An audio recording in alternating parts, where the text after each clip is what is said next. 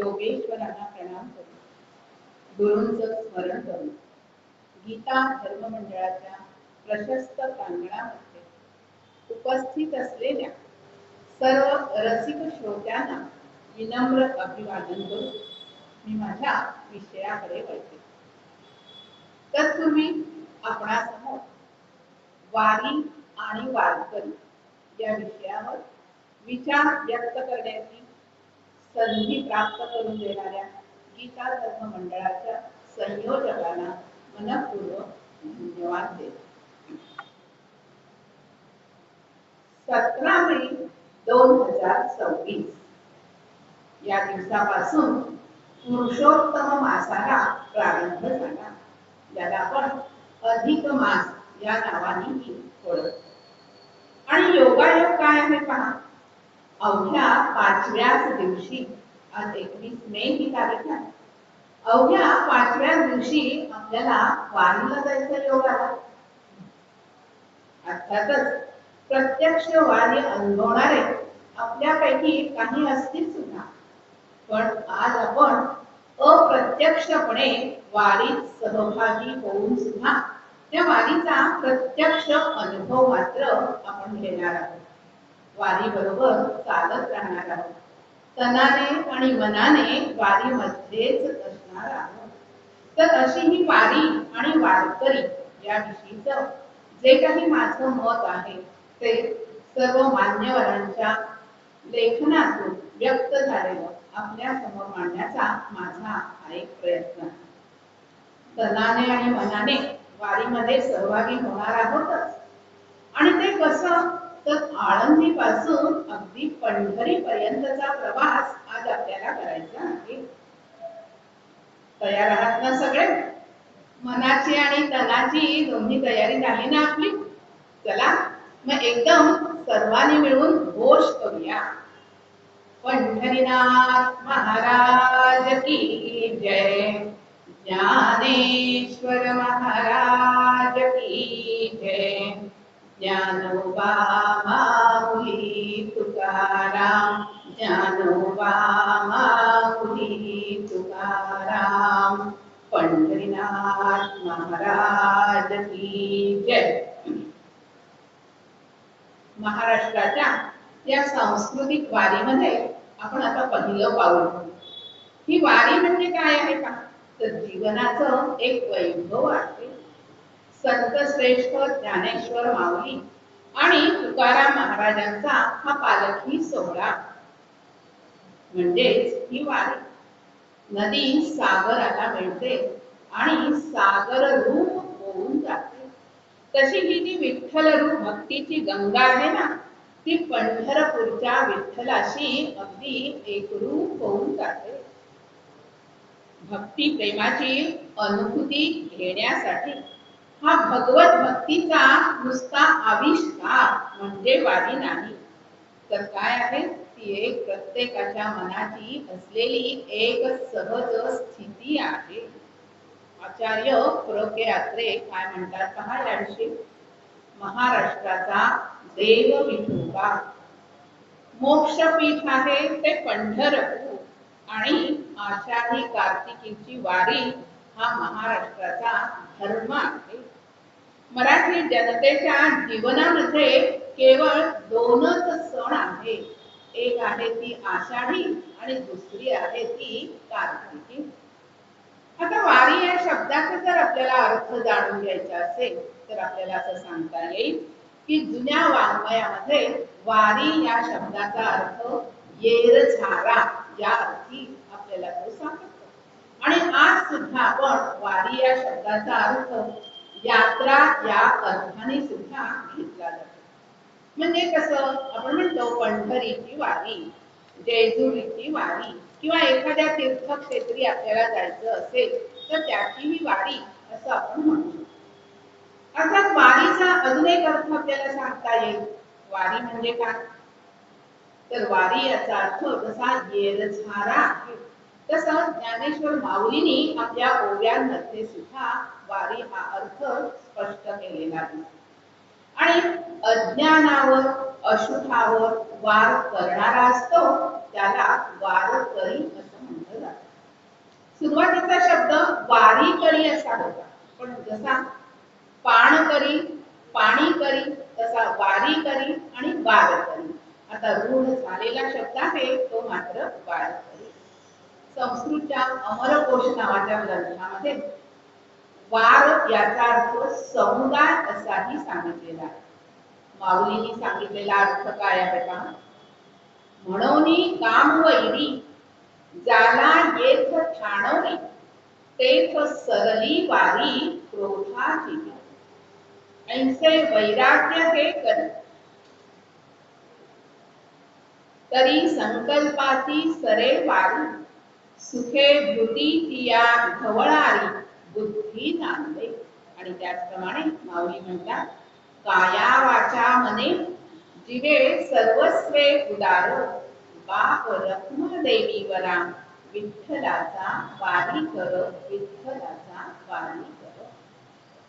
वर्षातून आषाढी, कार्तिकी, चैत्री, माघी यापैकी कोणत्याही एका एकादशीला, शुद्ध एकादशीला गळ्यामध्ये तुळशीची माळ घालायची आणि नियमाने पंढरपूरला जायचं. त्याला पंढरपूरचा वारकरी असं म्हटलं जातं. त्याच्या उपासनेचा जो मार्ग आहे त्याला वारकरी पंथ या नावाने ओळखलं जातं. वारकरी असाच त्या शब्दाचा अर्थ आपण घेतो जेव्हा वारकरी हा शब्द उच्चारला जातो. म्हणजेच काय, तर सामान्य मनुष्याच्या डोळ्यासमोर तोच एक अर्थ सहजगत्या येतो की जो पंढरीची वारी करतो तो वारकरी. आता हे म्हणणं सुद्धा उचित कसं आहे पहा, की महाराष्ट्रामध्ये असं जर आपण पाहिलं तर पंढरपूरला जेवढी यात्रा भरते तेवढी यात्रा अन्य कुठेही महाराष्ट्रात भरताना आपल्याला दिसत नाही. आणि म्हणून प्रतिवर्षी पंढरपुरात जेवढी यात्रा भरते तेवढी यात्रा दुसरीकडे कुठेच आढळत नाही. त्यामुळे वारकरी म्हटलं की पंढरीचा वारकरी ही संकल्पना समाजामध्ये रूढ झालेली दिसते. आता अशी ही जी पंढरीची वारी आहे ना, ती वारी आहे तरी कशी, तर तो वारकरी संप्रदायाचा प्राण आहे. वारकरी संप्रदायाचा तो श्वास आहे. वारी ही स्वयंभू आहे, ती स्वतंत्र आहे, ती अतुलनीय आहे आणि नाविन्यपूर्ण सुद्धा ही वारी आहे. आता पहा, मनामध्ये असा विचार येतो की आता तर तुम्ही सांगितलं की वारी आणि यात्रा जवळजवळ सारखेच, पण त्याच्यामध्ये थोडासा भेद मात्र आपल्याला निश्चित दिसतो. त्यामुळे अन्य यात्रा आणि पंढरीची वारी यातील फरक सांगताना डॉक्टर विद्यासागर पाटणकर हे आपल्या लेखामध्ये म्हणतात की यात्रेचा कालावधी हा ठराविक आणि निश्चित नसतो. आपल्याला मनात आलं की आज आपल्याला यात्रेला जायचंय, आपण जाऊ शकतो. आणि यात्रा ही विशिष्ट हेतूने बद्ध नसते. परंतु वारी मात्र याच्या उलट असते, ती निरपेक्षपणे केली जाते. आयुष्यभराची नव्हे तर आपल्या वंशाचं व्रत म्हणून ती अखंडपणे चालवली जाते. यात्रा ही आयुष्यातून एकदाच करायची गोष्ट असते, पण वारी मात्र अखंड चालणार हे व्रत असते. आणि पुन्हा ते काय आहे, निष्काम कर्मयोगाचं मूर्तिवंत उदाहरण म्हणजे वारी असते. वारीमध्ये पुन्हा पहा, पाप क्षालनासाठी काही विधी केले जातात. जसे एखाद्या तीर्थयात्रेच्या ठिकाणी आपण गेल्यानंतर श्राद्ध विधी केले जातात, मुंडन केलं जातं, काय तर्पण वगैरे केलं जातं आणि मग ती यात्रा सफल झाली असं आपण म्हणतो. पण वारीमध्ये कोणतेच अशा प्रकारचे विधी केले जात नाही. मग ही वारी असते तरी कशी पहा, तर चंद्रभागेचं स्नान करायचं, विठू माऊलीचं दर्शन घ्यायचं आणि मुखाने मात्र हरिनामाचा गजर करायचा. एवढंच काय ते विधी विधान या वारीचं असतं. आणि काया वाचा मने अशा तीनही पातळीवरून ती केलेली एक तपश्चर्या असते, तिचं नाव वारी असतं. अर्थात हा जो वारकरी संप्रदाय आहे तो वारकरी संप्रदायाचा गाभाच म्हणजे जणू काही ही वारी आहे. प्राचार्य शिवाजीराव भोसल्यांनी सुद्धा याविषयी वारीविषयी आपलं मत प्रकट केलं.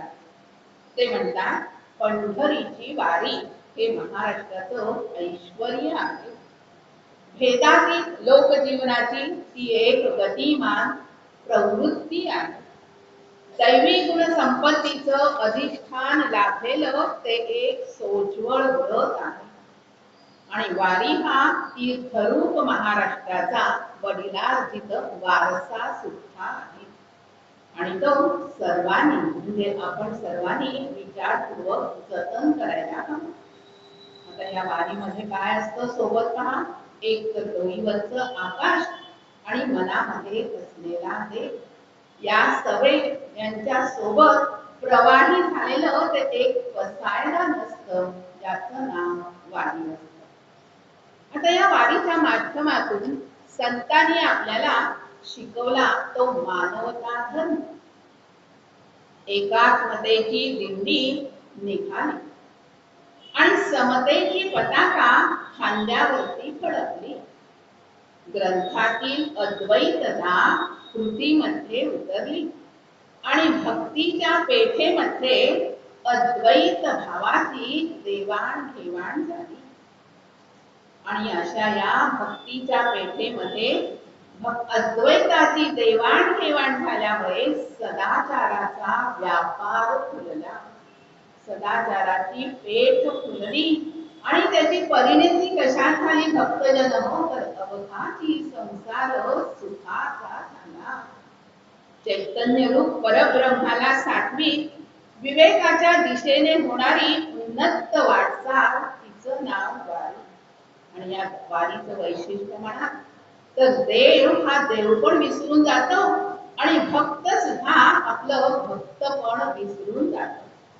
भक्तीच्या या महाद्वारामध्येच अद्वैताचं रिंगण घातलं जातं आणि अलौकिकाचा स्पर्श होऊन पारलौकिकाची अनुभूती देणारी ही वारीच असते. आता पहा, आपण वारीमध्ये सहभागी झालेले सगळे भक्तजन आहेत. आता आपण एक क्षणभर इंद्रायणीच्या तटावर उभे राहिलेले आहोत अशी कल्पना आपण करायची. इंद्रायणीच्या तटावरून आपला आता प्रवास सुरू झालेला आहे आणि आपल्याला पोहोचायचं कुठे आहे? प्रत्यक्ष त्या चंद्रभागेच्या तटावर असणाऱ्या विठुरायाच्या समचरणावर माथा ठेवून आपल्याला स्थिरायचं आहे, स्थिर व्हायचं आहे. आपला प्रवास हळूहळू हा वारींबरोबर वारकऱ्यांबरोबर सुरू झालेला. आता वारीचा प्रवास म्हणजे काय आहे? एक क्षणभर आपण आपल्या मनाशी विचार करूया.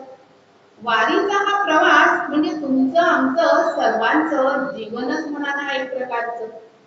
पायी चालत असताना वाटेमध्ये कडाक्याचं ऊन आहे, थंडी आहे, वारा आहे, वादळ आहे, पाऊस आहे, वाटेमध्ये ठेच लागणार आहे, पायात काटा मोडणं ते सुद्धा आहे.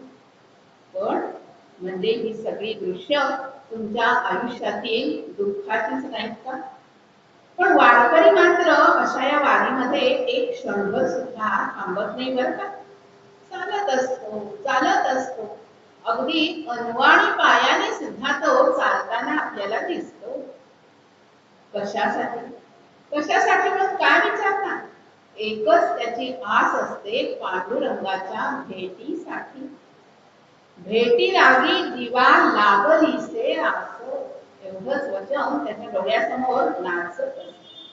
आणि या एकाच उद्देशाने ध्येयाने तो वारीची वाटचाल चालत असतो. पांडुरंग हा तर ज्ञानाचा पुतळा समजला जातो. विठोबा या शब्दाची जर व्युत्पत्ती आपण पाहिली तर त्याच्यामध्ये दोन शब्द आपल्याला आढळतात. वि आणि ठोबा. तर वि या शब्दाचा म्हणजे वि हा उपसर्ग आहे. त्याचा अर्थ आहे वि म्हणजे ज्ञान आणि ठोबा याचा अर्थ आहे आकार. म्हणजे विठोबा या शब्दाचा अर्थ घेतला तर ज्ञानाचा आकार तो विठोबा असं आपल्याला सांगता येईल. आणि म्हणूनच हे वारकरी हे ज्ञान मिळवण्यासाठी वारीमध्ये सामील होतात. आणि वारकरी आपल्या आयुष्याचं ते ध्येय समजतात। आणि हेच आपल्याला वारीतून शिकायचं असतं नाही का? भक्ती, शक्ती, मुक्ती आणि युक्ती या चार म्हणजे चतुरंगी घटकांच्या रसायनाचा अनुभव देते, तिचं नाव वारी असतं। वारीचे आपल्याला अनेक अंगानी असे वेगवेगळे अर्थ आता प्रत्ययाला येतील पहा। ज्येष्ठ महिना सुरू झाला, सध्या आपण ज्येष्ठ महिन्यामध्येच आहोत, अधिक आहे म्हणून आपण ज्येष्ठ अधिक म्हणतो आहोत, पण योगही किती सुंदर आलाय पहा। ज्येष्ठ महिन्यातली आपली वारी इथेच आपल्याला अनुभवायला मिळते आहे। ज्येष्ठ महिना सुरू झाला की वारकऱ्यांना वेध लागतात पंढरीच्या वारीचे। जसे सासूर वाशिनीला श्रावणामध्ये माहेरची आठवण येते आणि ती जशी अगदी व्याकुळ होऊन जाते माहेरच्या आठवणीने, तसंच पंढरीच्या भेटीसाठी हा वारकरी अगदी व्याकुळ होऊन जातो। आणि मग काय म्हणू लागतो? जाईन गे माये तया पंढरपुरा, भेटेन माहेरा आपुलिया। माऊलीच्या रूपामध्येच संतांनी विठ्ठलाला पाहिलं, विठ्ठलाला अनुभवलं। ज्ञानभक्तीच्या समचरणावरती उभी राहिलेली ही जी विठाई माऊली आहे, ती आपल्या साऱ्या भक्तांना आज तागायत माहेर पण देतच राहिली, देतच राहिली। साऱ्या संतांच्या सुखाचं आगर म्हणूनच ती बरसते आहे। आणि म्हणून सकल संतांनी काय केलं पहा, तर जीवनाच्या या वास्तवाला सासर मानलं आणि विठ्ठलाच्या पायी माहेर पण अनुभवलं। आपलं स्वाभाविक नातं हे या विठू माऊलीशी जोडलं। असं हे पांडुरंगाचं पंढरपूर हे गाव। ओळीतून सांगायचं असेल, गीतातून सादर करायचं असेल तर आपण म्हणतो, माझं माहेर पंढरी आहे धीवरेच्या तिरी, बाप आणि आई माझी विठ्ठल रखुमाई, माझी विठ्ठल रखुमाई। या धीवरेच्या तिरी पंढरपुरी माझा माय बाप वास्तव्याला आहे। कुंडलिकाच्या रूपामध्ये प्रत्यक्ष भाऊ आहे आणि चंद्रभागेच्या रूपामध्ये बहीण नांदते आहे। आणि ही सारी जीवाभावाची नाती मला पंढरपुरामध्ये नांदताना दिसत आहे।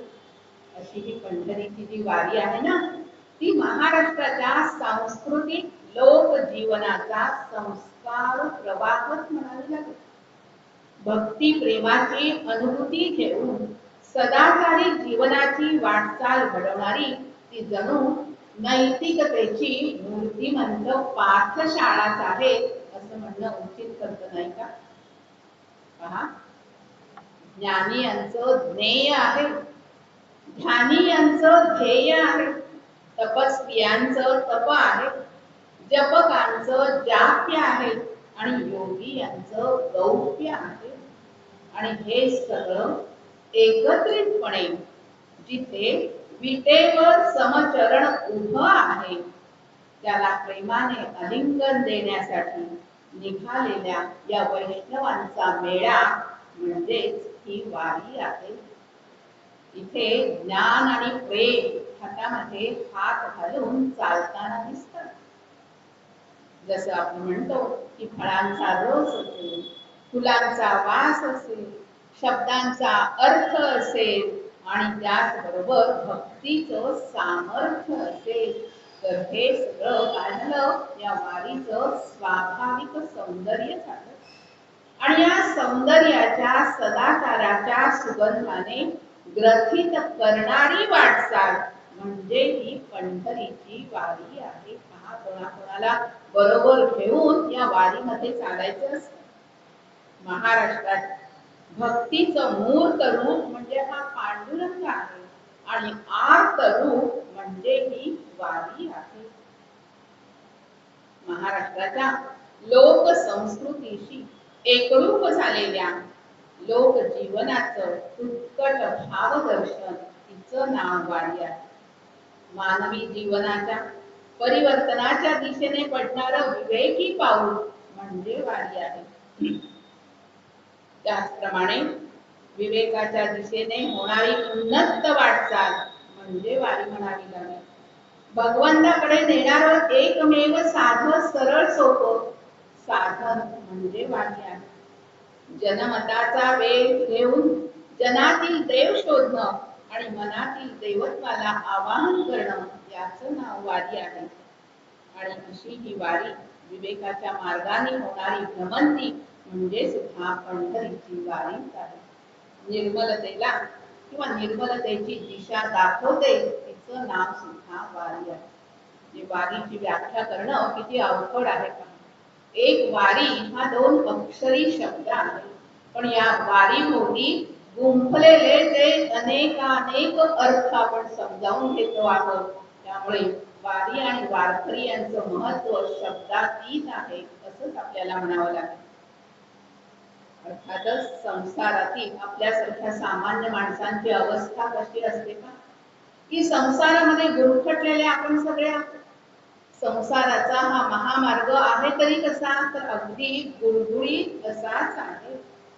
वस्तूंचा ध्यास काही केल्या आपला सुटत नाही, आसक्ती संपत नाही. आणि मग आपली अवस्था कशी होते पहा, की आवा गेली पंढरपुरा वेशीपासून आली घरा, अशीच आपल्या सगळ्यांची अवस्था होते. पण अवधान बाधा ही आपल्याला एकत्र येऊ देत नाही. आणि अशा वेळी नेमकं काय घडतं पहा, की चांगुलपणाच्या 7 हाका आपल्याला ऐकू येऊ लागतात. हाकेला साथ देत देत जो पुढे पुढे पुढे जातो तो ज्ञानोबा तुकाराम माऊलींच्या चरित्र सावलीमध्ये विसावतो. नामस्मरणाचं मोल जाणू लागतो. भक्तीचा महिमा त्याला कळू लागतो. तळपायाच्या फोडांची वेदना तो हरिकथेच्या आनंदामध्ये पूर्ण विसरून जातो. वारकऱ्याचे कपडे हे मळलेले असतात, दिवसेंदिवस ते मळत जातही असतील, पण अंतःकरण मात्र शुद्ध होत जातं, निर्मल होत जातं, पवित्र होत जातं. वारी ही पावलांची नसते, तर वारी ही चित्ताची असते. आणि असं हे चित्त भक्तीमध्ये लीन होतं. आणि भक्तीमध्ये लीन झालं की हा विकाराचा अग्नी एकदम शांत होतो. भक्तीला केवळ प्रेमाची, जिव्हाळ्याची, आत्मीयतेचीच ओढ असते. भक्तीमध्ये अधिष्ठान असतं ते समत्वाचं. भगवद्गीतेमध्ये सुद्धा आपल्याला भगवंत हेच सांगतात, समत्वं योग मुच्यते. भक्ती ही काय असते पहा, तर मुक्तीची वाट चालणारी असते, दाखवणारी असते. आणि मुक्ती ही कशी असते, तर स्वार्थापासून सुटका करणारी असते. आपण म्हणतो ना की या कामातून मी अगदी मुक्त झालो, मुक्त झाले, म्हणजेच काय, स्वार्थ संपला, आता आपलं परमार्थाकडे वाटचाल करायला काहीच हरकत नाही. तशी ही भक्ती स्वार्थापासून आपल्याला सुटका करणारी असते. टाळ, मृदंग आणि संतांचे शब्द हे समीपतेचं स्वप्न पुरं करण्याचं काम करत असतात. आणि म्हणून ही अशी असणारी भक्तीची वारी आहे. ती कधी चुकवण्याचा विचार सुद्धा या वारकऱ्याच्या मनामध्ये येत नाही बरं का. तुकोबांची घोंगडी मागे राहिली म्हणून साधेपणाचं मोल जीवनामध्ये लोकांना कळलं. आणि तुकोबांचा टाळ मागे राहिला म्हणून भक्तीचा लळा सामान्य माणसाला लागला आणि भक्तीचा मळा सुद्धा फुलू लागला. अशी ही पंढरीची वारी. आता ही पंढरीची वारी निश्चितपणे केव्हा सुरू झाली असावी याचं मात्र आपल्याला नेमकेपणाने साल सांगता येत नाही, किंवा तसे पुरावेही आपल्याला मिळत नाही. पण असं म्हटलं जातं, रामचंद्र देखण्यांच्या पुस्तकावरून मी तुम्हाला सांगते, पंढरपूरच्या वारीला किमान 1000 वर्षांची परंपरा असावी. ही वारी ज्ञानदेवांच्याही पूर्वी होती. त्यांचे वडील विठ्ठलपंत हे सुद्धा पंढरीचे वारकरी होते. पण माऊली ज्ञानदेवांना पंढरीच्या वारीची दीक्षा त्यांचे सद्गुरू म्हणजेच वडील बंधू निवृत्तीनाथांनी दिली. आणि माझ्या सद्गुरूंनी माझ्या डोळ्यामध्ये कृष्णांजन घालून पंढरीचा सोज्वळ मार्ग मला दाखवला. असे हे कृतज्ञतेचे उद्गार माऊलींनी आंधळा या आपल्या रूपकामध्ये वर्णिलेले दिसतात. साधू संत मायबाप तिही केले कृपादान, पंढरीये यात्रे नेले घडले चंद्रभागे स्नान. श्री गुरु निवृत्तीनाथे मार्ग दाविला सोज्वळ, बाप रखुमा देवी वरु विठ्ठल दीनांचा दयाळ, विठ्ठल दीनांचा दयाळ. अशी ही संत परंपरेने नटलेली वारी. या लोकसंस्थेचं मोठेपण आपल्याला सांगता येईल. ही कशी आहे वारी ही संस्था? तर भक्ती रसाला वात्सल्याचं रूप देणारी ही वारी आहे. देवाची भक्ती आणि आईची प्रीती यामध्ये त्यांना मुळी फरकच दिसत नाही. त्याचं एक साधं सोपं उदाहरण मी आपल्या समोर मांडू इच्छिते का? या सकल संतांनी विठ्ठलाशी अगदी जवळच असं भावनिक नातं जोडलं. मातेच्या रूपामध्येच माऊलीला म्हणजे विठोबाला कल्पिलं आणि अनुभवलं सुद्धा. तेव्हा जसं का आई आपल्या तान्ह्या मुलाला मौल्यवान दागिने घालते, जरीचं अंगड टोपडं घालते, पायामध्ये चाळ घालते आणि तेवढं म्हणून त्या बालकाला तान्ह्याला नटवता येईल तेवढं ती नटवते. आणि सगळ्यात शेवटी ती माऊली काय करते पहा, की आपल्या या तान्ह्याला दृष्ट लागू नये म्हणून एक छोटासा काळा टिकाचा ठिपका ती ठेवते. हे जसं आपण आपल्या जीवनात अनुभवतो तसंच या वारीमध्ये सुद्धा काय पहा, तर वारकऱ्याला भक्ती रसाने नटवून वारीच्या रूपात त्याचं नटलेलं रूप पाहण्याची दृष्टी त्या विठाई माऊलीलाच आहे.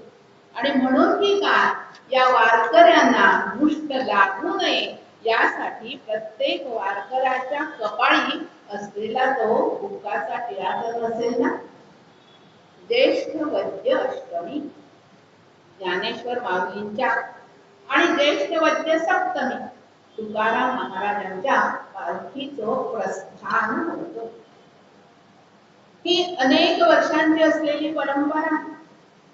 दोन्ही पालख्या अगदी आत्मानंदाने डोलणारे असतात, ओसंडून वाहणारे असतात. नाम गजर करत करत पंढरीपर्यंत वाटचाल करणं हे त्यांचं ध्येय असतं. पण पुढे पुढे काय झालं, तर या वारीमध्ये परिवर्तन घडू लागलं, बदल घडू लागला. सुरुवातीला या दोनच पालख्या होत्या. पुढे पुढे अनेक संतांच्या पालख्या यामध्ये येऊन मिळू लागल्या, मिसळू लागल्या.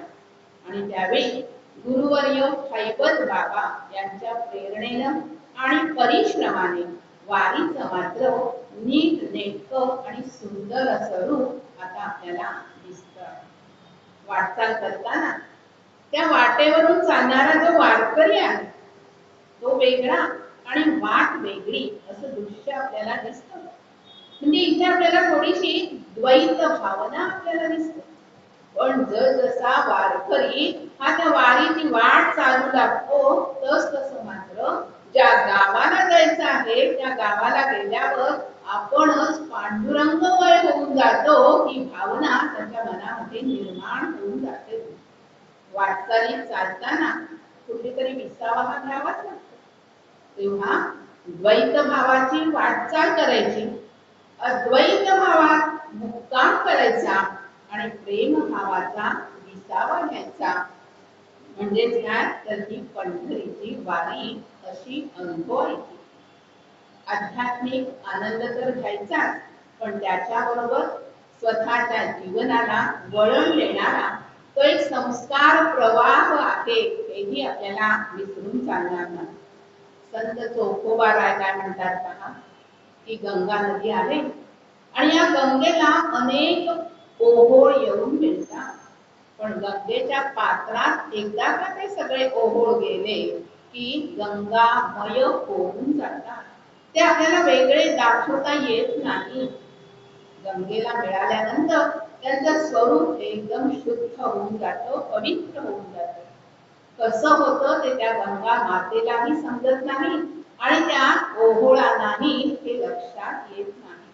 हे जसं आहे तसंच वारीचं सुद्धा स्वरूप असंच आहे. कुणीही खटनट यावं आणि शुद्ध होऊनही जावं, असं हे गंगा मातेप्रमाणेच असणारं वारीचं स्वरूप आहे. वारीची किमया आहे म्हणाला. आणि अशी ही एकात्मतेची गंगोत्री, तिचं नाव वारी आहे. आता आपण काय करायचं? चला पंढरीशी जाऊ, रखुमा देवी वरा पाहू, डोळे निवतील कान, मना तेथे समाधान. आणि हे समाधान मिळवण्यासाठी 17-18 दिवस वाटचाल करणारा हा वारकरी कसा आहे पहा. माऊली म्हणतात, पांडुरंग कांती दिव्य तेज सळकती, रत्न कीळ फाकती प्रभा. आपण अभंग ऐकलेला. म्हणजे पांडुरंगाच्या दर्शनामध्ये काय आहे पहा, तर दिव्य तेजाची अनुभूती यावी यासाठी वाटचालीमध्ये पडणाऱ्या प्रत्येक पावला गणित नाम गजरा बरोबर पांडुरंगाचं ध्यान करावं, ध्यान व्हावं. हेच या वारीचं वैशिष्ट्य आहे, वेगळेपण. असं म्हणतात की आळंदी हे ज्ञानपीठ आहे, जिथे ज्ञानी यांचा राजा विसावला किंवा स्थिरावला. आणि पंढरपूर हे काय आहे तर योगपीठ आहे. आपल्याला प्रवास कसा करायचा आहे? ज्ञानपीठाकडून योगपीठाकडे आपल्याला वाटचाल करायची आहे. आणि म्हणून योगपीठाकडे जात असताना आपल्याला प्रेमपीठाची वाटचाल करायची आहे. म्हणजे ज्ञानपीठाकडे जात असताना प्रेमपीठाची वाटचाल करीत योगपीठ आपल्याला गाठायचं आहे. कशासाठी? समाधानासाठी, तृप्ती मिळवण्यासाठी. आणि ही प्रेममय वाटचाल करायची तरी कशी? निरपेक्ष बुद्धीने, निष्काम कर्माने. ज्या मार्गावरून वाटचाल करताना आनंदाचा मुक्कामच आपल्याला गाठायचा आहे. आणि तो मार्ग म्हणजेच काय आहे? शेवटी परमार्थाचाच मार्ग आहे ना. म्हणजे वारकरी हा त्या परमार्थ मार्गाचा अधिकारी आहे असं म्हटलं तरी वावगं ठरणार नाही. 15 ते 20 दिवस अखंडपणे चालणारा हा भगवत नामाचा गजर करत करत चाललेली ही वारी असते. ही वारी म्हणजे काय आहे पहा, तर महाराष्ट्राचं एक चालतं बोलतं लोक विद्यापीठच आहे ना. या विद्यापीठामध्ये काय शिकवलं तरी जातं पहा? ज्ञान आहे, भक्ती आहे, प्रीती आहे, संयम आहे, शांती आहे, शुचिता आहे, समाधान आहे, अहिंसा आहे, श्रद्धा आहे, आर्जव आहे, क्षमा आहे, अद्रोह आहे. आपण सगळ्यांनी भगवद्गीता वाचलीये, ऐकलीये.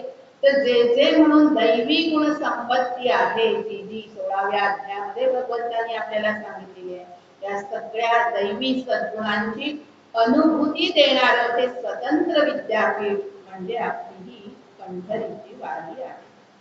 आणि पंढरीचा हा पांडुरंग या विद्यापीठाचा पदसिद्ध कुलपती आहे. भक्त पुंडलिक हा विद्यापीठाचा कुलगुरू आहे. आणि त्याने सद्भक्तीचे अधिष्ठान म्हणून पीठ भिरकावली. आपल्याला ती कथा माहिती आहे. आणि त्याच विद्येच्या अधिष्ठानावर एक नाही, दोन नाही, 28 युग हा लोक विद्यापीठाचा कुलपती स्थिरावला आहे. पुढे संत श्रेष्ठ ज्ञानेश्वर, नामदेवराव, नाथ महाराज, तुकाराम महाराज यांनी हे कुलगुरुपद मोठ्या दिमाखामध्ये, मोठ्या वैभवाने भूषविले. लक्षावधी लोकांच्या निसत्व अशा जीवनक्रमाला त्यांनी अध्यात्माची जोड मिळवून दिली. आणि मग पदवी कुठली मिळाली? आता विद्यापीठात तर तुम्ही नाव घातलंय, शिक्षण झालं, पण त्याच्यानंतर पदवी तर हवीच आहे ना. तेव्हा अभंगातून या पतीचं वर्णन करताना काय म्हटलंय पहा, आयुष्याच्या या साधनेत सच्चिदानंद पदवी घेणे, म्हणजेच सच्चिदानंद वारकरी हीच या विद्यापीठाची पदवी आहे.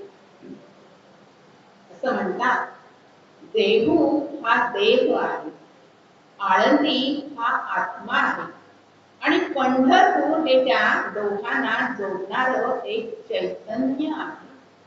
आणि मग ही वारी म्हणजे काय आहे पहा, तर चैतन्याला घेऊन चैतन्याच्याच गावी जाणारी ही वारी पंढरीची आहे. आणि आपल्यातील दिव्यत्वाला जागवणारी, जीवनाची सुंदर मूर्त घडवणारी म्हणजे कोण आहे, तर त्या वारीमध्ये वाटचाल करणारा वारकरी आहे. असं हे पालखीचं, सोहळ्याचं, वारी आणि वारकऱ्यांचं वर्णन. अर्थात हे पालखीचं ते नीट नेटकं रूप करणारे हैबतराव यांचा मी काही वेळापूर्वी उल्लेख आपल्याला सांगितला. तर यांच्याविषयी एक कथा मला वाचनामध्ये आली, ती अशी की हे हैबत बाबा म्हणजे वारीचा महिमा कसा आहे, भक्तीचा महिमा कसा आहे, ही सांगणारी ही कथा मला सांगावीशी वाटते. हैबत बाबा ग्वाल्हेरच्या शिंदे सरकारांकडे सरदार म्हणून नोकरीला होते. ते जेव्हा ग्वाल्हेरहून परतत होते तेव्हा सातपुडा पर्वताच्या श्रेणीमध्ये भिल्लाने त्यांना लुटले. सर्व संपत्ती त्यांची काढून घेतली आणि त्यांना एका मोठ्या गुहेमध्ये कोंडून ठेवले. आणि मग गुहेच्या दारावरती मोठी शिळा लावली.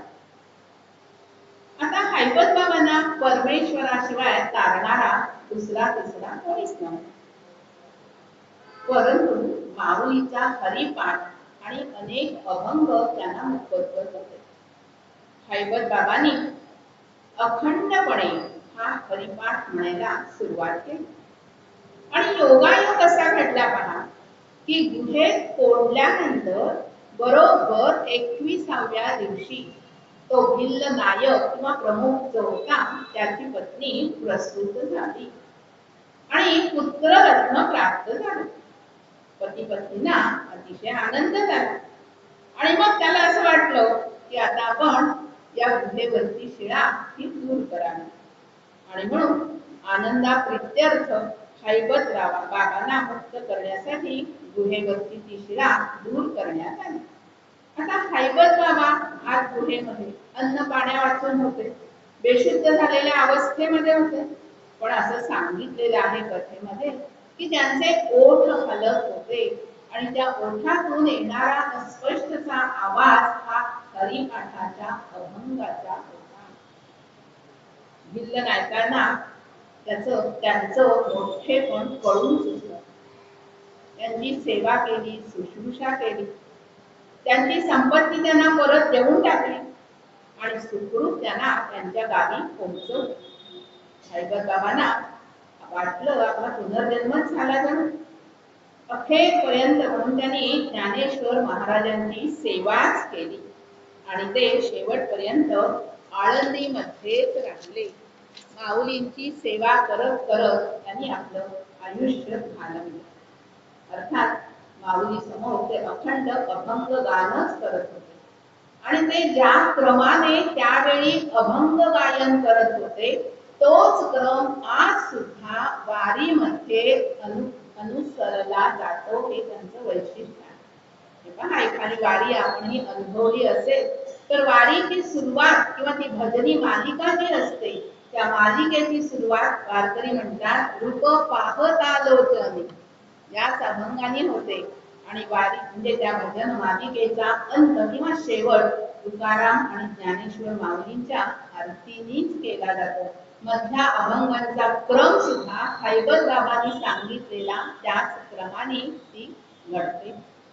शेवटी असं म्हणावं की असा नियम त्याने घालून दिला आणि आज तागायत तो पाळला जातो. ते सुद्धा वैशिष्ट्यच नाही का? म्हणजे पंढरपुरी जशी आपण नामदेवाची पायरी पाहतो ना तशी आळंदीला सुद्धा मंदिरासमोर हैबत बाबांची पायरी आहे. अनेकांनी ती प्रत्यक्ष पाहिली असेल, तिचं दर्शन घेतलं असेल. अजून एक गोष्ट सांगायची म्हणजे हैबत बाबांच्या पूर्वी माऊलींच्या या ज्या पादुका होत्या त्या गळ्यामध्ये बांधल्या जायच्या आणि मग वारी चालायची. परंतु ते थोडस अवघड काम होतं, म्हणून हैबत बाबांनी ही परंपरा थोडीशी बदलली आणि पादुका या पालखीतून नेण्याची व्यवस्था म्हणजे तजवीज केली. आणि त्यावेळी औंधचे प्रतिनिधी यांच्याकडून घोडे, हत्ती, उंट असा लवाजमा वारीसाठी यायचा. पेशवे सरकार या वारीसाठी खर्च द्यायचे, अनुदान द्यायचे आणि असा हा लवाजमा आज तागायत या वारीमध्ये सामील झालेला आहे. फक्त फरक एवढाच आहे की अशा प्रकारची सेवा करणारे लोक बदलले आहेत, पण वारीचा हा जो क्रम आहे किंवा वारीची ही जी प्रथा आहे ती आज तागायत तशीच आपल्याला दिसते आहे. पुढे पुढे काय झालं पहा, या वारीच्या सोहळ्यामध्ये अनेक संतांच्या पालख्या सहभागी होऊ लागल्या. बहुतांशी पालख्या वाखरी या गावी एकत्र येऊ लागल्या. नवमीला त्या एकत्र जमू लागल्या. कांदे नवमीचा उत्सव होऊ लागला. सकल संतांच्या पालखी सोहळ्याचं आणि वैष्णव वारकऱ्यांच्या भक्ती संप्रदायाचं एक विराट दर्शन आपल्याला वाखरी येथे पाहायला मिळतं. आता पहा, हा जो वारकरी आहे, हा वारकरी म्हटला की आपण सुद्धा आपल्या शहरामध्ये हा वारकरी अनुभवतो, प्रत्यक्ष पाहतो. तर त्याचं रूप कसं आहे पहा, तर साधा सुद्धा एक पोशाख अंगामध्ये घातलेला आहे, खांद्यावरती एक भगवी पताका आहे, गळ्यामध्ये तुळशीची माळ आहे, कपाळावरती चंदनाचा टिळा आहे, त्याच्यावरती बुक्का लायलेला आहे, पायामध्ये चपला असतील, अनवाणी असेल किंवा चपला घालून तो चालत आहे आणि मुखाने काय आहे, हरिनामाचा गजर आहे. माऊली माऊली एवढे शब्द त्याच्या मुखामध्ये आहे. आणि असं हे रूप जेव्हा आपल्या डोळ्यासमोर येतं ना, तेव्हा त्या प्रत्येक जे काही त्याच्या अंगावरती पताका असेल, हातामध्ये पताका आहे, गळ्यात माळ आहे, तर त्याच्या मागे सुद्धा काहीतरी एक अर्थ दडलेला आहे. तो आपल्याला सांगावासा असं मला या विषयातून जाणवत आहे. आणि म्हणून मी आता सांगते की वारकऱ्याची खूण म्हणजे काय, तर दोन महत्वाच्या गोष्टी, एक आहे माथा आणि दुसरी आहे ती गाथा असं सांगितलं. अभंग गात गात वाटचाल करताना वारकरी हा अभंग रूप होतो. अभंग गाणे, अभंग होणे हे त्याचं ध्येय बनतं. ज्ञानेश्वर माऊलींपासून निळोबा रायांपर्यंतचे सर्व संत परंपरेने काय सांगितलं, तर आपल्या आत्मानुभूतीच्या अभिव्यक्तीच्या अभंगांचं त्यांनी माध्यम वापरलं.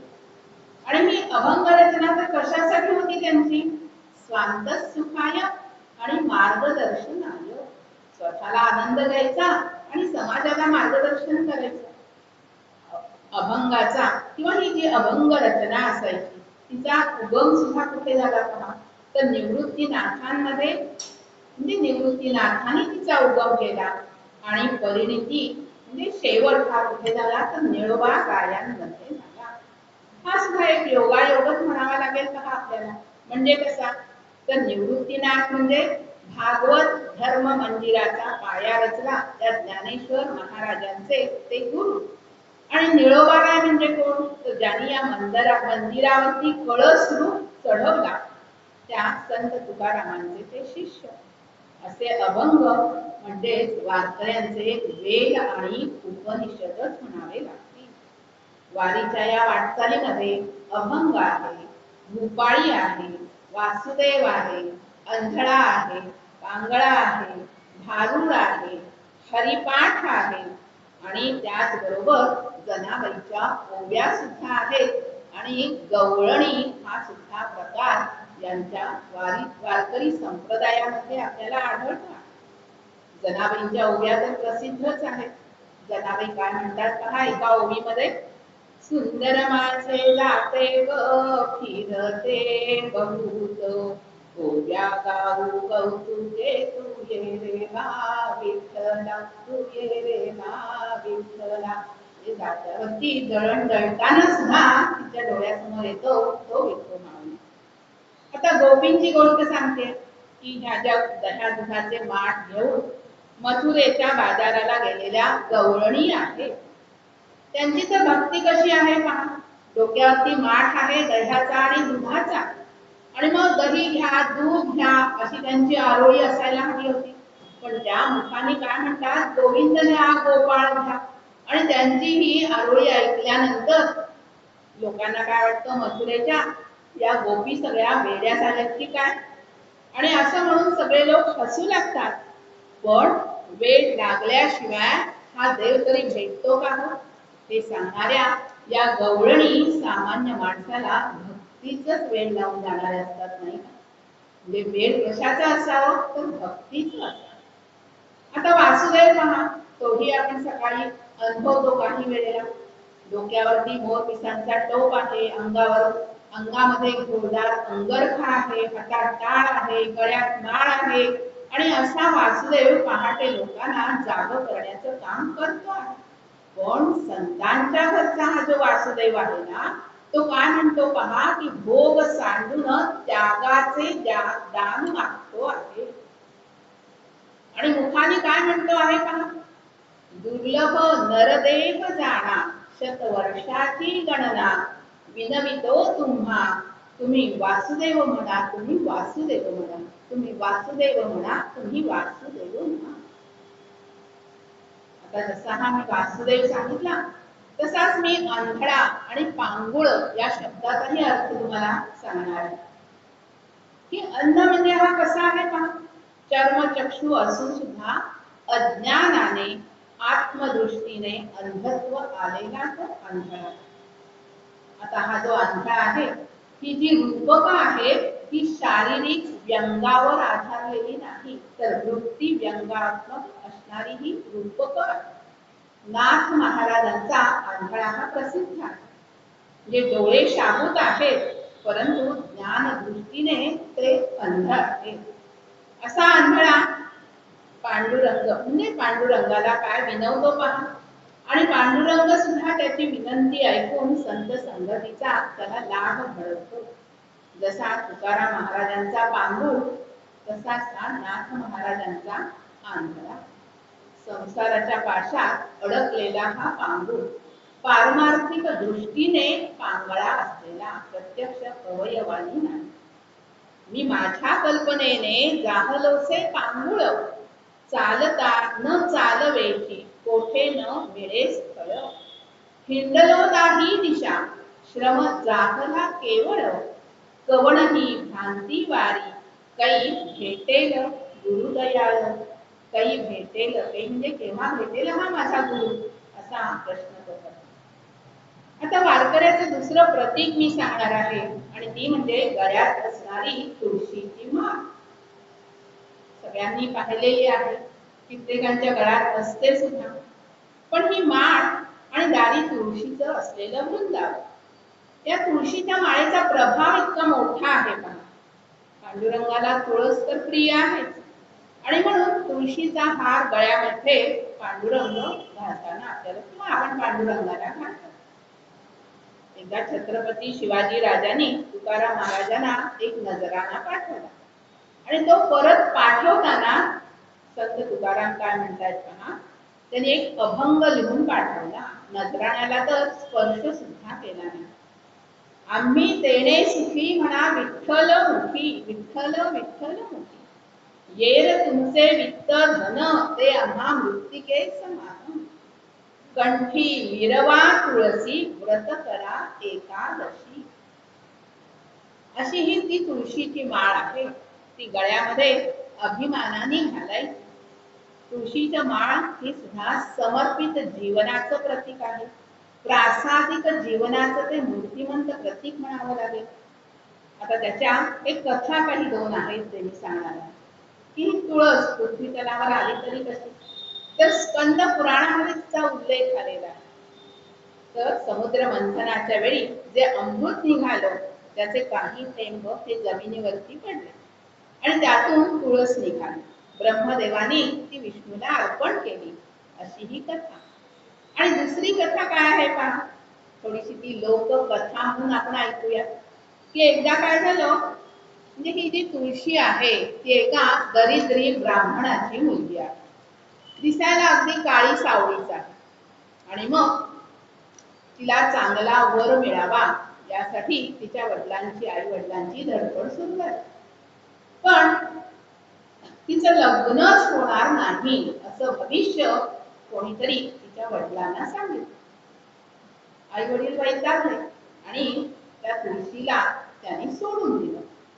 ती वाट चालत चालत चालत पंढरीला आली आणि तिथे गवळी विठोबा राजा असंच त्याचं नाव आहे. आता त्यातनं आपण अर्थ काय द्यायचा हे आपण समजून घ्यायचं. गवळी विठोबा राजा याने त्या तुळशीला आश्रय दिला. पण रुक्मिणीच्या मनामध्ये मत्सर निर्माण झाला. त्यामुळे तुळशी वैतागली आणि तिथूनही निघून जाऊ लागली. आणि सीतेप्रमाणे आपण भूमीमध्ये प्रवेश करावा असं तिला वाटलं आणि ती भूमीमध्ये गडपही झाली. आणि ती जेव्हा भूमीमध्ये गडप होत होती तेव्हा मात्र विठोबा तिथे हजर झाला. तिने केस धरून तिला वर ओढले तेव्हा एक सावळं झाड भूमीतून वर आलं. विठोबाच्या हातामध्ये त्या झाडाच्या मंजिरी होत्या. विठ्ठलाने त्या तुळशीच्या माळा मंजिरा आपल्या गळ्यामध्ये घातल्या आणि तिच्या भक्ती प्रेमाला अभिमानाने मिरवलं, गळ्यात मिरवलं. त्या भक्ती प्रेमाचं प्रतीक म्हणून भगवंतांना प्रिय असणारी तुळशीची माळ ही वैष्णव वारकरी आपल्या गळ्यामध्ये धारण करू लागले. तर अशी ही जी तुळशीची माळ आहे तिच्यामध्ये 108 मणी असतात आणि एक असतो तो मेरुमणी असतो. तुलसी काननम चैव गृहे यस्यावतिष्ठती तद्गृहं तीर्थकुंडम असे एक वचन आहे. ज्याच्या घरी तुळशी वृंदावन आहे ते घर तीर्थासारखं पवित्र झालं. तीर्थासारख्या पवित्र तुळशी वृंदावनाला डोक्यावर घेऊन व महिला या वारीमध्ये सहभागी होताना आपल्याला दिसत आहे. म्हणजे तुळशीची माळ आणि तुळशी वृंदावन हे सुद्धा वारकरी संप्रदायातलं महत्वाचं किंवा वैशिष्ट्याचं म्हणावं लागतं. आता हे वैष्णव जे आहेत म्हणजे वारकरी जे आहेत ते कपाळावर गोपी चंदनाचा टिळा लावताना दिसतात. त्याच्या मागे सुद्धा काय आहे का? काही फक्त टिळा लावतात तर काही असा उभा गंध लावतात. त्या गंधाचं सामर्थ्य सुद्धा काही वेगळंच आहे. या गंधाने तो वारकरी नटलेला दिसतो, शोभिवंत होतो. आणि त्या तिलकाचा अर्थ असा आहे की कळी काळात सुद्धा त्याला भय वाटणार नाही यासाठी तो तिलक कपाळावरती असतो. तुकोबाराय म्हणतात, गोपी चंदन उभी तुळशीच्या माळा हार मिरविती गळा. ते कपाळावर गोपी चंदनाची उडी आणि गळ्यामध्ये तुळशीची माळ घालून वारकरी जेव्हा आपल्या समोर उभा राहतो ना तेव्हा भगवंतच उभा आहे की काय असा भास आपल्याला होतो. आणि गोपी या तर भगवंतांच्या अतिशय प्रिय भक्त आहेत. पुराणाने त्यांना गोप्यस्तु श्रुतयो वेदाहा असं म्हणते, ज्ञेयाहा असं म्हटलेलं. या साक्षात श्रुती आहे. आणि कृष्णाच्या वरदानाने त्या द्वारकेमध्ये मनुष्य रूपामध्ये आलेल्या आहेत अशी ही कथा. म्हणजे श्रीकृष्ण हे परब्रह्म आणि गोपिका या श्रुती यांच्या एकत्रीकरणातून उत्पन्न झालेलं हे गोपी चंदन. भगवंतांसाठी सर्वस्व अर्पण करणाऱ्या या जीवनाचा गंध आणि सुगंध म्हणजे हे गोपी चंदन. वारकरी संप्रदायात टाळ आणि टाळी याला सुद्धा अतिशय महत्व आहे. टाळ आणि टाळीमध्ये ब्रह्मानंद उभा आहे असं सांगितलं जातं. तुकोबा म्हणतात, टाळ घावळ नामाचा गजर घोषे जय जयकार ब्रह्मानंद. टाळाचा घोष आणि नामाचा गजर झाला की ब्रह्मानंद आपोआप नाचत नाचत तुमच्या समोर येऊन उभा राहतो. कीर्तन भजन दिंडी यामध्ये सुद्धा टाळ हे वाजवले जातातच. टाळकरी महत्वाचा म्हणजे टाळ हा या टाळकऱ्यांचा महत्वाचा घटक. आता टाळ हा शब्द म्हणजे कसा आहे तर ताल या शब्दावरून तो आला. गानम तालेन धार्यते. भरत मुनींनी त्याची व्याख्या केली. आता टाळ दोन असतात पहा, पण त्याचा नाद मात्र काय असतो? एकच असतो. ते दोन टाळ एकमेकावर आपटल्याशिवाय वारीची म्हणजे नादाची निर्मिती होत नाही. टाळ्याच्या ठेक्यावरतीच पायाचे पदन्यास करतात. आणि मग जसं आपण म्हणतो ब्रह्म आणि माया, प्रकृती आणि पुरुष यांच्या एकत्रीकरणातून विश्वाची निर्मिती होते. तसंच द्वैतातून अद्वैताकडे जाण्याचा प्रवास हे टाळ आपल्याला शिकवतात. आता प्रत्येकाकडेच टाळ असतात असं नाहीये.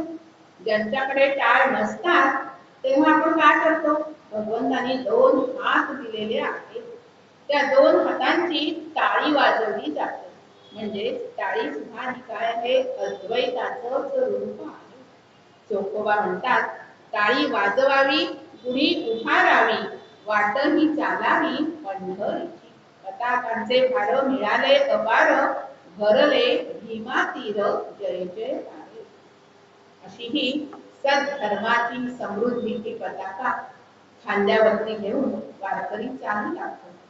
तेव्हा सात्विकता, शुचिता, प्रसन्नता ही मूर्त रूपामध्ये आपल्याला पाहायला मिळते. जीवनाची मलिनता घालवणारा आणि जीवनाला शुद्धता प्राप्त करून देणारा हा एक प्रवाह आहे.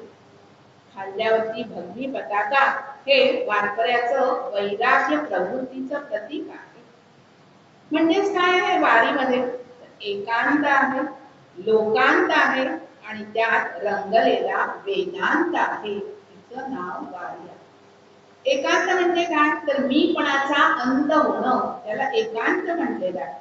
आणि मग मीपणा निघून जाणं त्याला वेदांत म्हटलेलं आहे. आणि मग या विठ्ठलाच्या महाद्वारामध्ये भाव आणि भक्ती या दोघी फुगडी घालू लागतात. आता ही फुगडी तरी कशी असते पहा, तर पायदळी तुडवला जातो तो अभिमान असतो, पायदळी तुडवला जातो तो जातीभेद असतो. आणि म्हणून प्रपंच आणि परमार्थ हे एकमेकांच्या हातात हात घालून फुगडीचा खेळ खेळतात. आणि अशी ही फुगडी या वारीमध्ये रंगली जाते. साने गुरुजी काय म्हणतात ना, की पंढरीचा विठोबा म्हणजे महाराष्ट्रीय जनसंघटनेचा मुका अध्यक्षच म्हणावा लागेल. तो काय करतो पहा, संसारामध्ये असणारी जी दुःख आहे त्यांना बरोबर घेतो आणि पंढरपूरला जातो. आणि ती दुःख काय करतो? तर पांडुरंगाच्या पायावरती तो ठेवतो आणि सुखरूप होऊन पुन्हा आपल्या घरी परततो. त्याचं जीवन पूर्णपणे बदलून जातं. म्हणजे तो नेमकं काय करतो पहा, प्रतिकूलतेला अनुकूल समजतो, प्रतिकूलतेलाच जीवन बनवतो आणि आनंदी जीवनाची वाटचाल करत पंढरपूरच्या विठोबाच्या पायावरती मस्तक ठेवून सुखरूप घरी येतो. एखादा प्रसंग असा घडला की चंद्रभागेला एकदा धुक्याचा वास येऊ लागला. आणि मग हा धुक्याचा वास आला तरी कसा, यासाठी लोकांनी तर्क वितर्क रचायला सुरुवात केली. कोणी म्हटलं की या चंद्रभागेच्या काठावरती धुक्यांची भरपूर दुकानं आहेत, कदाचित पाण्याचा एखादा लोंढा आला असेल आणि सगळे धुक्यांच्या टोपल्या असतील, त्या सगळ्या चंद्रभागेमध्ये गेल्या असतील.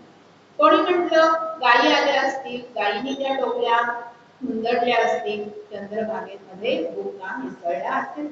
पण हे सगळं पटणं हे शक्य नव्हतं किंवा न पटणारच होतं. तेव्हा एका खेडूत स्त्रीने आपल्या अभंगामध्ये त्याचं वर्णन कसं केलंय पहा. ती काय म्हणते, रुक्मिण धुणधुती देवा विठ्ठलाचा झगा, रुक्मिण धुणधुती देवा विठ्ठलाचा झगा, अबीर बुक्याचा ग वास सुटला चंद्रभागा. किती सुंदर कल्पना केली आहे पहा, की लक्षावधी वारकरी पांडुरंगाच्या अंगावरती प्रेमाने बुक्का मागतात आणि मग ते बुक्क्याने माखलेला तो पांडुरंगाचा झगा किंवा अंगरखा जो आहे तो रुक्मिणीने स्वतः चंद्रभागेमध्ये धुवायला आणला. अंगरखा पाण्यामध्ये तिने बुडवला आणि अवघ्या चंद्रभागेला या बुक्क्याचा परिमळ मिळाला. असं हे पंढरी म्हणजे सुखाचं आगर आहे, माहेर आहे. आणि या माहेरचा आनंद घ्यायचा असेल तर वारकरी हो आणि पंढरीला जा एवढंच सांगणं आहे. इतर साधनांची काही आवश्यकताच नाही आपल्याला.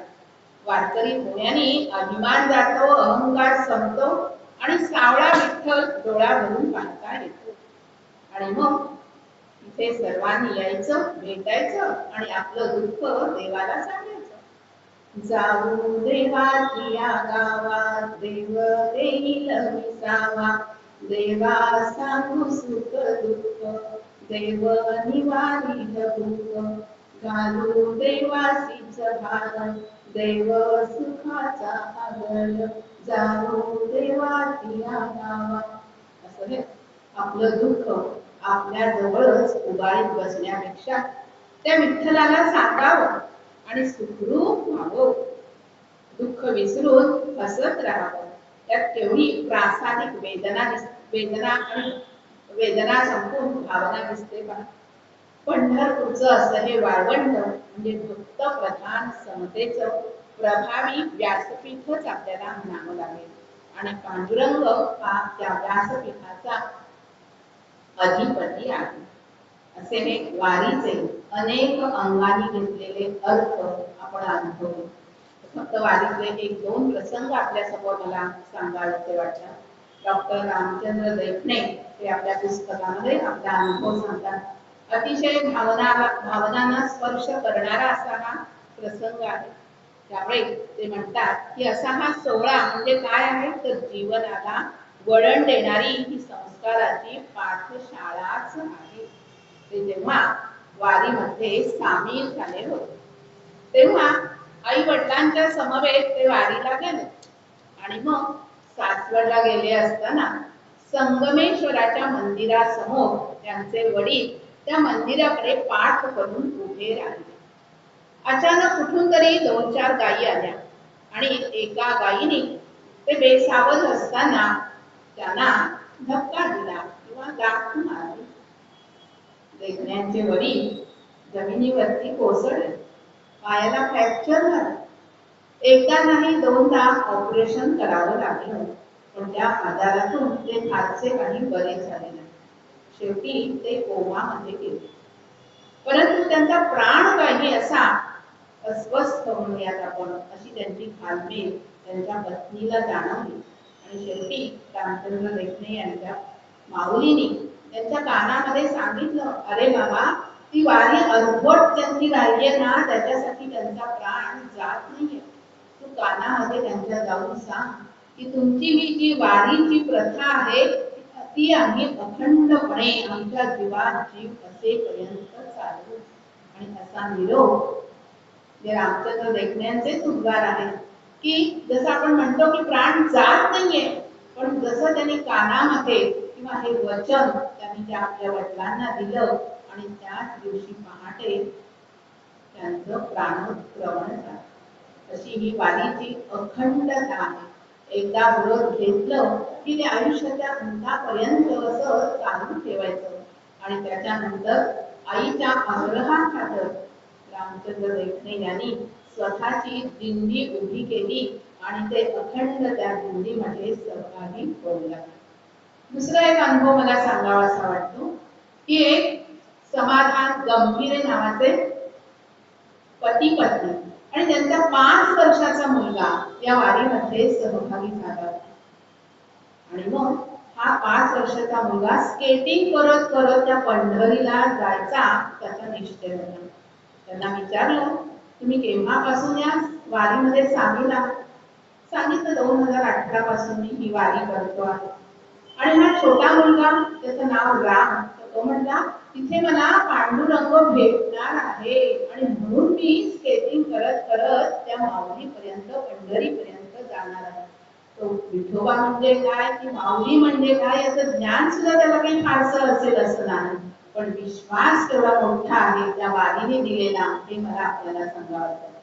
एक 80 वर्षाच्या आजी त्यांना प्रश्न विचारला गेला, तुमची ही कितवी वारी हो आजी? तेव्हा त्या आजीने उत्तर दिलं, अरे बाबा भक्तीची अशी मोजदाद करायची नसती रे लेकरा, किती झाल्या ते त्या भगवंताला माहिती, त्या विठोबाला माहिती. त्याचे वारीतले अनेक अनेक अनुभव आपण सुद्धा अनुभवले असतील. वाचले असतील, टीव्ही वरती पाहिले असतील.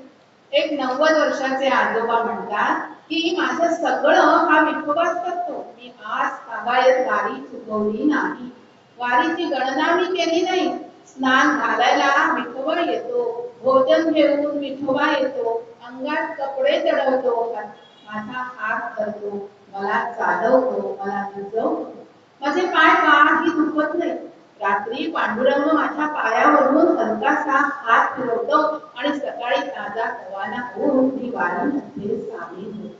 आणि हे सगळ्यांचे अनुभवलेले अनुभव आहेत, तथाकथित नाही, प्रत्यक्ष त्यांच्या मुखातून ऐकलेले हे अनुभव जेव्हा आपण ऐकतो तेव्हा या वारीमध्ये काहीतरी वेगळेपण आहे हे जाणवल्याशिवाय आपल्या सगळ्यांना सुद्धा राहवत नाही.